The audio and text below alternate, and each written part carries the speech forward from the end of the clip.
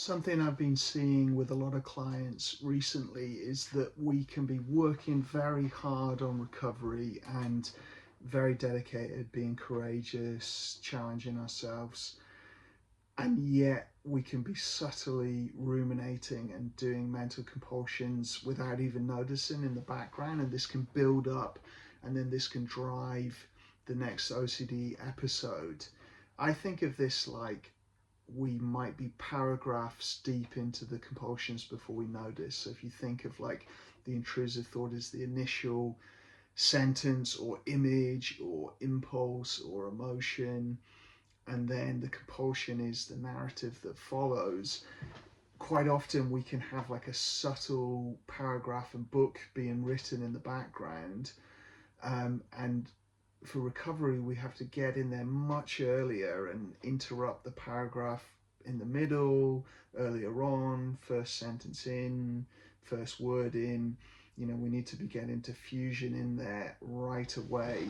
And I've worked with clients where they have said that they're doing lots of diffusion, and they are, they're working very hard. I don't disbelieve them, yet when I've spent time with some of these people, I can see that they are going into compulsions way more than they realize. You can see it in their eyes. They're sort of zoning out, and you can see almost they're talking to themselves, and you see the distress and the difficulty, and the way it's verbalized when they're talking to me in therapy sessions, the way they're expressing themselves. I can tell that diffusion is not getting in there quick enough to interrupt it, because you wouldn't be verbalizing the stuff you're verbalizing. You'd be saying, oh, my mind's telling me this, and I know to diffuse it. I'm back here with you, and this is my goals, and I'm working on this, and this.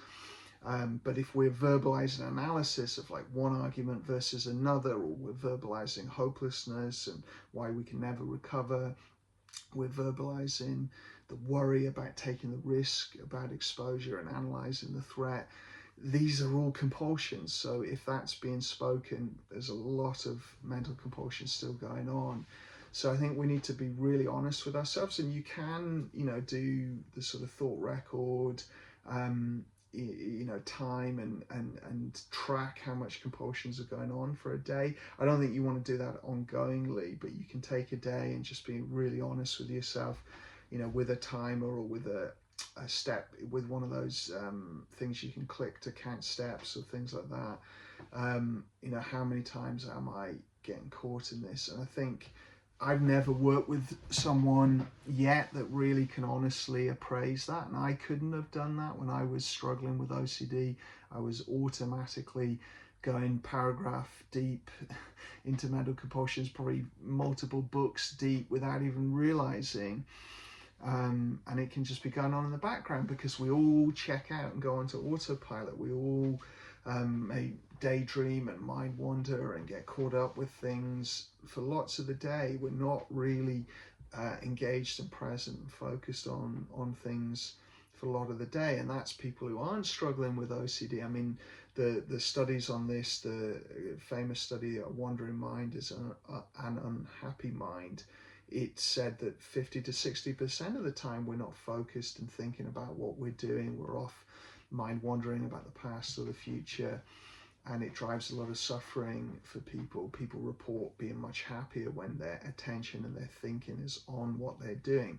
It doesn't have to be a pure mindful state. It can be you're very much thinking about what you're doing, but you're engaged and present and focused on it and thinking about it.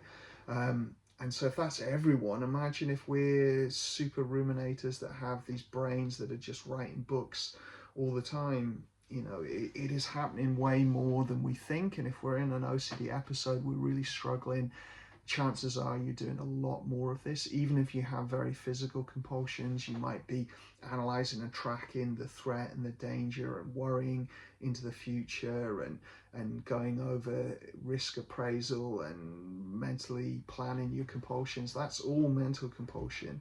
So there will be, I would go as far as to say for everyone, there'll be more of this going on, and we've got to catch it every time and, use the diffusion skills you see on the channel, the drop-in anchor practices, diffuse it, come back to the present moment. Do that over and over and over, And it's tough, and the brain may fight back. It may say, no, don't put me down, this is really important, and it may intensify the feeling, or it may come up with more complex logic, or it may switch form, switch OCD topic, different ways that it might try to pull us back in. We might get very physical symptoms, and other things can happen, but we gently and relentlessly hold the line and keep going for 1 hour, 4 hours, 8 hours, 3 days, 3 weeks, whatever it takes. You keep going with determination, doing values-based behavior, so behavior that we want to do and that matters to us. If you want to, the people watching this with existential OCD, don't get into the debate about whether it matters or not. Just choose something, do what used to matter, even if you can't figure out what matters now. Choose it and do it. Diffuse and choose, I think. Diffuse the thoughts, choose, take action, get out of those mental loops. Some people might say, well, this is happening automatically. Yeah, it was happening automatically for me. That's where a lot more practice will help. Setting intentions at the beginning of the day to catch it,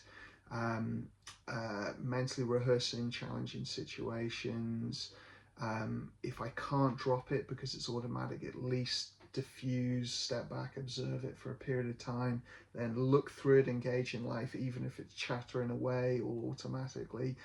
People with very active minds will feel that it's automatic.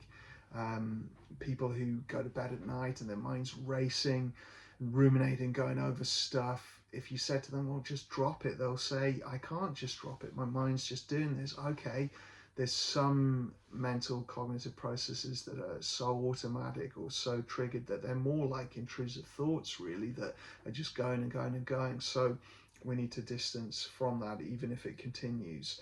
But over time, you often find there is more compulsion you can let go of as you get more skilled at this, and your ability to observe your mind gets stronger and you're less pulled into the stream. Then you often find there is a lot more under your control than you realize. So it's either an intrusive thought that we're stepping back from and looking through, as if it's in front of me, I'm looking through it at you and engaging in life, or it's an automatic compulsion that I can't let go of yet, and I'm doing the same thing. I'm looking through it even though it's chatter in a way, and at periods of time I might observe it for a little bit to get the distance and then come back. Or it's a more overt and obvious compulsion that I can let go of, and the intrusive thought may keep firing, but I can let go of the mental compulsion. All of this will be helped by diffusion. You'll get better and better at doing this. You don't need to start ruminating which one it is, and that's an additional layer of mental compulsion. It will become clear through time. If it isn't easy to do, then it's probably something to diffuse. If you can't easily let it go, then diffuse, observe it, and then refocus on life, and do that over and over. So don't get paragraphs deep into mental compulsion. Catch it at the beginning, and set up your reminders. You can put alarms to help you catch it. You can think about times you find yourself ruminating. People often do this on their own a lot. Times you're traveling, or times you're working on your own, or you're doing non-cognitively demanded tasks, things like that. But it'll be different for everyone. There'll be times you do it more, anticipate it, get ready for it, link up your skills with those moments, and practice and practice and practice, and it will get much, much easier, to the point where you can let go of compulsions much more easily and allow intrusive thoughts to come and go without reaction and stay focused on your life. That will become easier, but it comes through a lot of training and practice. And ACT gives us a framework to train this, to practice this. So explore the OCD skills playlist on this channel, and practice and talk with your therapist about how to do this with the mental compulsion. But chances are, if you're struggling, there's a lot more mental compulsions going on than you realize. So go after the compulsions. They are the issue.